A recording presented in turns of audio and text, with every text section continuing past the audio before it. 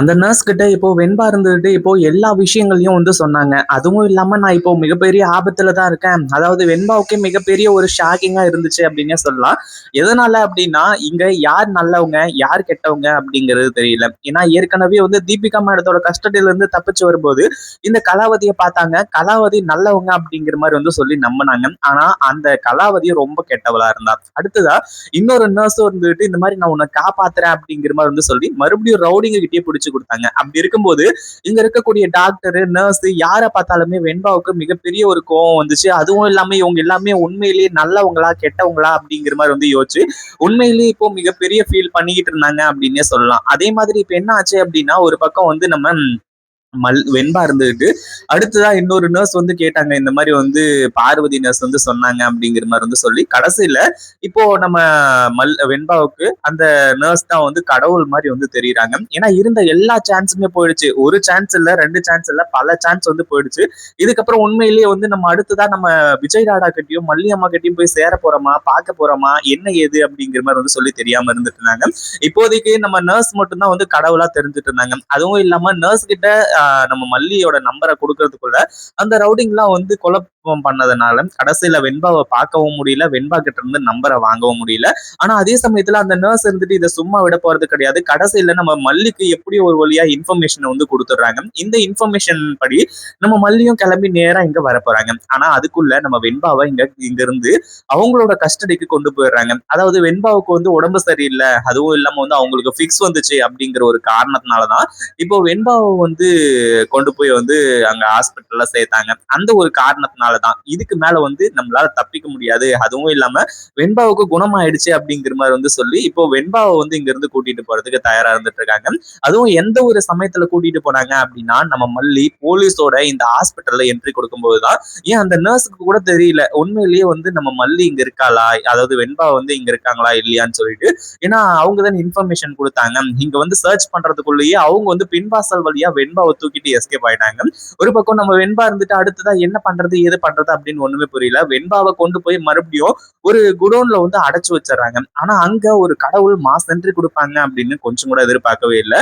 அதாவது இப்போ நம்ம வெண்பா இருந்துட்டு பயங்கரமா கதறி எழுதிட்டு இருக்காங்க. ஒரு பக்கம் வந்து எப்படியாச்சும் என்ன வந்து என் மல்லி அம்மா கிட்ட பேச வச்சிரு, என் மல்லி அம்மாவை பார்க்க வச்சிரு, எங்க ரெண்டு பேரையும் நீ தானே சேர்த்த, எதுக்காக வந்து இப்படி பண்ணிக்கிட்டு இருக்க அப்படிங்கிற மாதிரி வந்து சொல்லி வெண்பா இருந்துட்டு இப்போ முறையிடுறாங்க. ஏன் வந்து என்னையும் என் மல்லி அம்மாவும் பிரிச்சுங்க, நான் இல்லாம என் மல்லி அம்மா எவ்வளவு கஷ்டப்படுவாங்க அப்படின்னு எனக்கு நல்லாவே தெரியும்.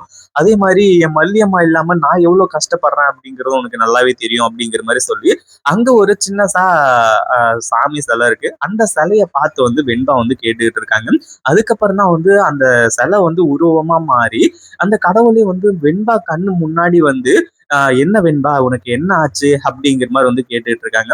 கடைசியில தான் இப்போ வெண்பா பயங்கரமா அதிர்ச்சியில் இருக்காங்க. ஏன்னா கடவுளே வந்து காட்சி அளிக்கிறாங்க, அதுவும் இல்லாம நம்ம கிட்ட வந்து பேசுறாங்க அப்படின்னு சொல்லிட்டு உண்மையிலேயே நீ கடவுள் தானா, அதாவது எனக்கு யார் நல்லவங்க யாரு கெட்டவங்கன்னே தெரியல, உன்னை பார்க்கும்போது கூட எனக்கு ரொம்பவும் பயமா இருக்கு அப்படிங்கிற மாதிரி வந்து சொல்லி வெண்பா சொல்லிட்டு இருக்காங்க. இன்னொரு பக்கம் வந்து இப்போ அந்த கடவுள் இருந்துட்டு வெண்பா நீ எதுக்காக கவலைப்படுற, உன்னை கடத்த வச்சதுக்கு பின்னாடி நிறைய காரணம் இருக்கு. அதாவது உன்னை கடத்தி உன் மல்லியம்மா கிட்ட இருந்தும் விஜய் டாடா கிட்ட இருந்தும் உன்னை வந்து பிரிக்கணும் அப்படிங்கிற எந்த ஒரு நோக்கமும் கிடையாது. உன்னால இன்னும் பல குழந்தைங்களோட வாழ்க்கை வந்து சந்தோஷமா இருக்க போகுது, பல குழந்தைங்களை வந்து நீ காப்பாத்த போற, அதனாலதான் இந்த மாதிரி ஒரு இன்சிடென்ட் நடந்திருக்கு அப்படிங்கிற மாதிரி வந்து சொல்றாங்க. அதாவது நான் வந்து உன்னை சூஸ் பண்ணதுக்கு காரணமே இதுதான், நீ ரொம்ப தைரியமான பொண்ணு, உனக்கு எதுவும் ஆகாது, நீ மல்லி அம்மா கூடயும் உங்க விஜய் டாடா கூடயும் ரொம்ப சந்தோஷமா ஹாப்பியா வாழலாம். ஆனா அதுக்கு முன்னாடி கொஞ்சம் கஷ்டங்கள் இருக்கதான் செய்யும். அதே மாதிரி வந்து நீ அடுத்தடுத்து செய்ய வேண்டிய நிறைய காரியம் இருக்கு, நீ எதை பத்தியும் கவலைப்படாத, உனக்கு எதுவும் ஆகாது அப்படிங்கிற மாதிரி வந்து சொல்லிட்டு அங்கிருந்து வந்து இப்போ அந்த கடவுள் மறைஞ்சு போயிடுறாங்க. ஒரு பக்கம் வெண்பாவுக்கு இப்போ செம்ம உத்வேகமா இருக்கு. அதாவது செம்மையா வந்து இப்போ என்னடா அது சூப்பரா ஓரளவுக்கு எல்லாமே நல்லபடியா முடிஞ்சிருச்சு, இனிமே எந்த ஒரு பிரச்சனையும் கிடையாது, அடுத்தடுத்து வந்து எல்லாமே வந்து நல்லபடியா நடக்க போகுது, அந்த கடவுளே வந்து சொல்லிட்டாங்க, இதுக்கப்புறம் வந்து இவங்கள வந்து நான் ஒரு வழி பண்ண போறேன். அதாவது இந்த நெட்வொர்க் ஒர்க்ல இருக்கக்கூடிய எல்லா குழந்தைங்களுமே காப்பாத்துறதுக்கு என்ன வழியோ அதை நான் பண்ண போறேன் அப்படிங்கிற மாதிரி வந்து சொல்லி வெண்பா களம் இறங்குறாங்க. உண்மையிலேயே இது எல்லாமே ரொம்பவும் அதிர்ச்சியான ஒரு விஷயம் அப்படின்னு சொல்லலாம். ஏன்னா கண்டிப்பா இந்த ஒரு விஷயத்தை எதிர்பார்த்திருக்க முடியாது. வெண்பாவை காப்பாத்துறதுக்கே 1000 பேர் வேணும் அப்படிங்கிற மாதிரி நினைச்சோம். ஒரு பக்கம் தீபிகா மேடமே வந்து ஃபுல் டைமா இந்த வேலையை பார்த்துட்டு இருக்கும்போது வெண்பாவை காப்பாத்துறதுக்கு முடியாம போயிட்டு இருந்துச்சு. அதே மாதிரி இப்போ வெண்பா இருந்துகிட்டு இந்த ரவுடிங்களோட நெட்வொர்க் எங்க இருக்கு, அதுவும் இல்லாம இவனுங்களுக்கு ஆர்டர் கொடுக்குறவங்க யாரு, குழந்தைங்க வேணும்னு கேட்கறவங்க யாரு அப்படிங்கிற ஒரு விஷயத்த கண்டுபிடிக்கணும் அப்படின்றதுக்காக வந்து இப்போ வெண்பா வந்து ட்ரை பண்ணிட்டு இருக்காங்க. அவங்க போன் பேசும்போது ஒட்டு கேட்கறது இப்படின்ற மாதிரி விஷயங்கள் எல்லாமே வெண்பா இருந்துட்டு இப்ப எல்லா விஷயங்களுமே வந்து ஓரளவுக்கு வந்து கேதர் பண்ண ஆரம்பிச்சிட்டாங்க. இனிமே எந்த ஒரு பிரச்சனையும் கிடையாது.